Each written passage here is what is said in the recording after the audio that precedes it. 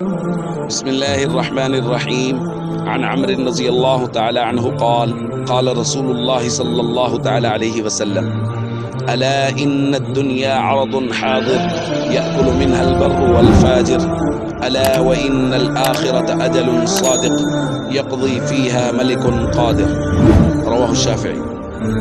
نبی کریم صلی اللہ علیہ وسلم نے ارشاد فرمایا: خبردار، بے شک دنیا موجودہ ساز و سامان ہے جس سے نیک و بد سب کھا رہے ہیں، اور فرمایا خبردار، بے شک آخرت ایک اٹل حقیقت اور سچا وعدہ ہے جس کے اندر قادر مطلق ذات اور بادشاہ ذات فیصلہ فرمائیں گے۔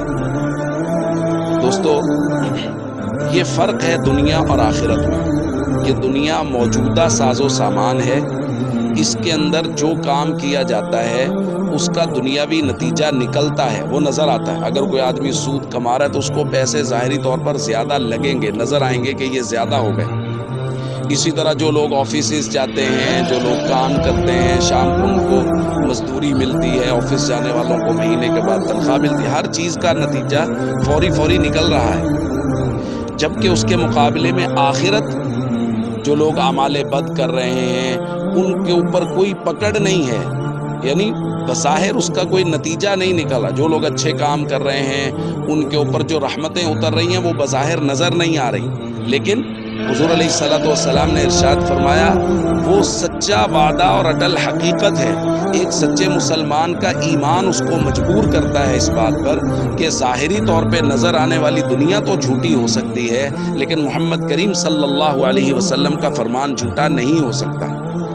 اس لیے جو لوگ دنیا میں اچھے اعمال کرتے ہیں اور اللہ کے نبی صلی اللہ علیہ وسلم کے مبارک زبان پر یقین رکھتے ہیں، ان کے لیے کہا گیا خبردار، الا وان الخیر کلہ بحذافیرہ فی الجنہ، کہ اچھے لوگوں کے لیے، اچھے کام کرنے والوں کے لیے جنت ہے، اور جنت میں تمام تر خیریں اور بھلائیاں موجود ہیں۔